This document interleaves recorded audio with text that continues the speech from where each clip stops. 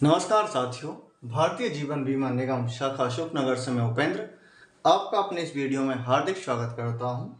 हम लोगों का अध्ययन का क्रम अभी LIC एक्ट ही है। आज हम आगे की धाराओं को जानेंगे। अध्याय 7 ही रहेगा और ये वीडियो सीरीज का LIC एक्ट में पार्ट 7 होगा। LIC act part 07। तो चलिए बिना समय गवाए हम लोग शुरू करते हैं LIC एक्ट। अध्याय हमारा 7 ही है, जैसा कि आप सब लोग जानते होंगे। अध्याय 07, इसमें एक महत्वपूर्ण धारा आती है, धारा 38। और धारा 38 इसलिए महत्वपूर्ण है क्योंकि इसमें निगम के परिसमापन के बारे में बताया गया है, यानी कि निगम का परिसमापन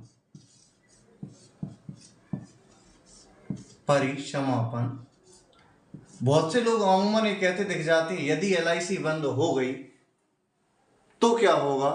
तो मैं बता दूं आपको, LIC हवा में तैरती कोई कंपनी नहीं है जो एकदम से बंद हो जाएगी।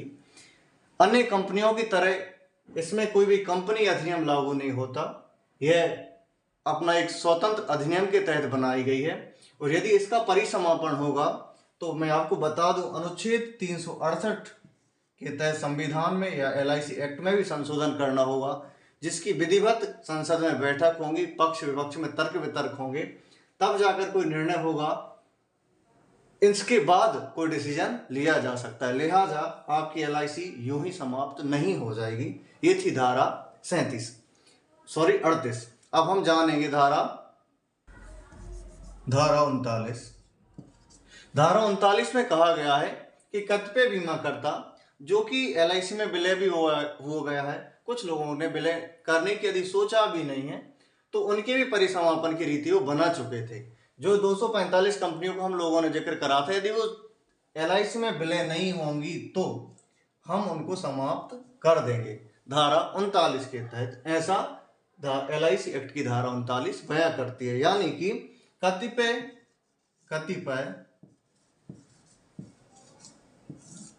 बीमा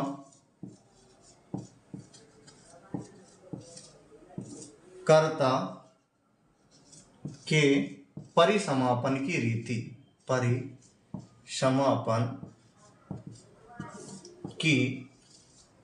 रीति इसका जिक्र करा गया है धारा 39 में। यानी यदि विलय नहीं हुआ तो भी आपका अस्तित्व नहीं रहेगा, ऐसा धारा 39 के तहत बताया गया था उनको, ताकि विलय हो जाए। अब चूंकि अगली हम धारा पढ़ेंगे, धारा 40 की वर्डिक्ट। छोटी छोटी धाराएं हैं, ज्यादा क्वेश्चन में है नहीं है जानने के लिए। धारा 40 की वर्डिक्ट कुछ इस प्रकार से है। संपत्ति आदि के निर्धारण के लिए शास्ति है। इसमें संपत्ति आदि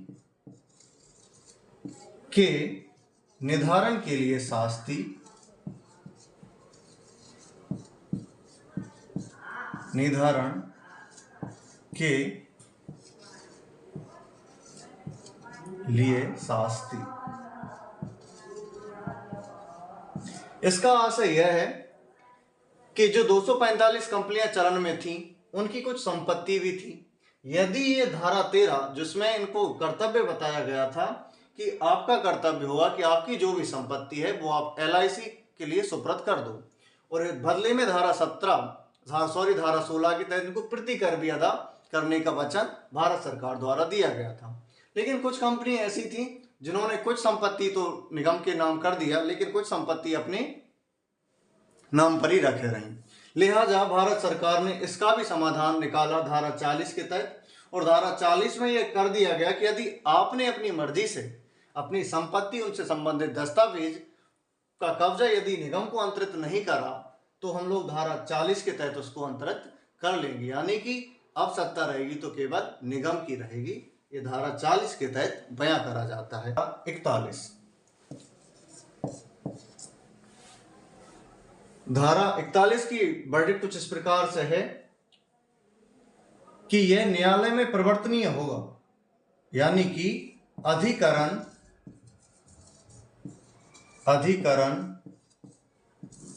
की अनन्य अधिकारिकता होगी, अनन्य अधिकारिकता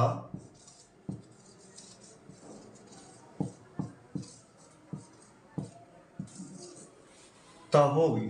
इसका आशय यह है कि निगम जो बन गया और इसके तहत जो अधिकरण यानी जो अधिनियम इसका बनाया गया है उसकी अनन्य अधिकारिकता होगी, यानी इसमें जो धाराएं दी गई हैं उनको लेकर आप किसी न्यायालय में नहीं जा सकेंगे, ऐसा धारा 41 के तहत मनाही कर दिया गया था।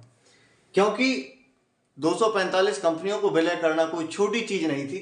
आज कुछ भी परिवर्तन होता है उसके लिए बहुत से नियम कानूनों को देखा जाता है। चूंकि हो सकता है न्यायालय की शरण लेते तो धारा 41 ने इनको मनाही कर दिया था कि अधिकरण की अपनी एक अनन्य अधिकारिकता होगी, यानी कि ये अपने आप में इसको सिविल न्यायालय की शक्तियां प्राप्त होंगी धारा 41 के तहत। किसको?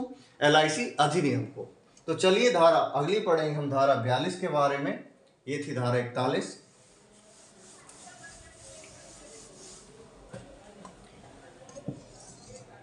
धारा 42 बहुत ही महत्वपूर्ण है। धारा 42 की वर्डिक्ट कुछ इस प्रकार से है कि इसके तहत जो भी नियम बनाए जाएंगे उनको परिवर्तनीय यानी न्यायालय उनको मंजूरी देगा, उनको परिवर्तनीय करा जाएगा। यानी कि अधिकरण के जो नियम होंगे वो परिवर्तनीय होंगे, अधिकरण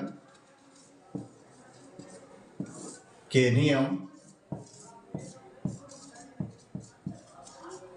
परिवर्तनीय होंगे।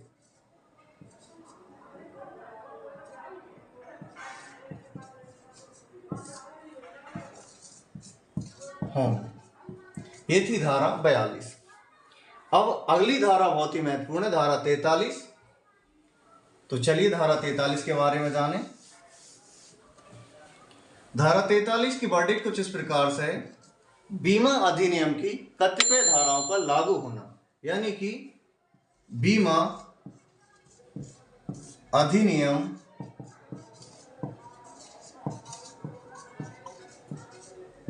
की कतिपय धाराओं पर लागू होना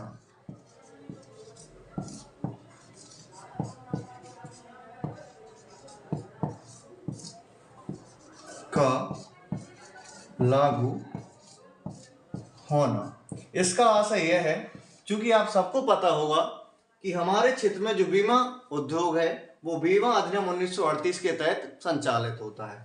सारी कुछ नियमावली उसमें लिखी गई है। उसमें सामान्य बीमा, स्वास्थ्य बीमा, जीवन बीमा, अग्नि बीमा, समुद्री बीमा इत्यादि सभी के लिए महत्वपूर्ण धाराओं का समावेश करा गया है। अब चूंकि हम लोगों का अध्ययन का विषय जीवन बीमा है तो इसमें वही धाराएं लागू होंगी जो कि जीवन बीमा से संबंधित हैं। जैसे कि धारा 38 और ये वो धारा है, और धारा 39 जिसमें आप अपना नॉमिनेशन असाइनमेंट करते हैं पॉलिसियों का। धारा 41 इसके तहत आप रिबेट नहीं दे सकते। धारा 45 में आगे इन सभी धाराओं को आपको बताऊंगी, जिसके तहत आपको जो अर्ली क्लेम के जो व्याख्या करता है वो धारा 45 इत्यादि धाराओं को बीमा अधिनियम में समाहित करा गया। यानी कि बीमा अधिनियम की कतिपय धाराओं का लागू होना, यानी कि ये धाराएं LIC एक्ट पर भी लागू होंगी, यानी LIC में भी इनका चलन रहेगा। अगली महत्वपूर्ण धारा है धारा 44।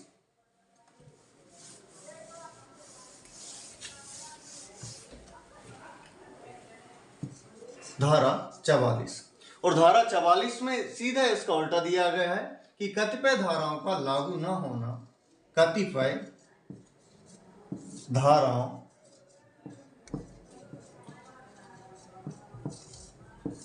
का लागू न होना।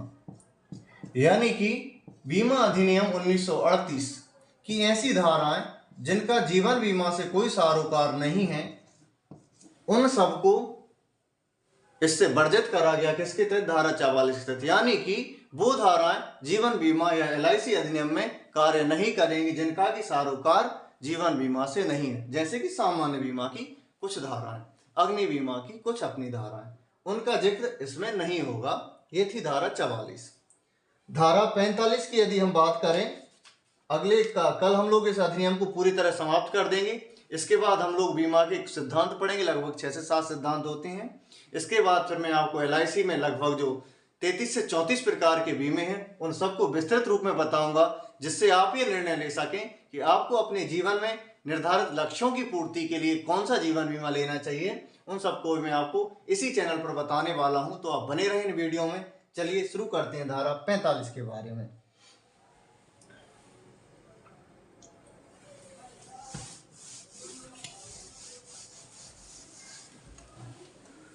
धारा 45 भी जो बीमा कंपनियां थी उनके अंतरण का ही कब्जा देती है। चूंकि धारा 35 में हमने विदेशी बीमा कंपनियों को हायर कर लिया गया था, और धारा 45 के तहत हमने जो विविध बीमा का कारोबार करती थी उनका भी विलय LIC में हो जाएगा। किसके तहत? धारा 45 के तहत विविध बीमा करता कंपनियों का विलय LIC में होना तय हो गया था धारा 45 के तहत।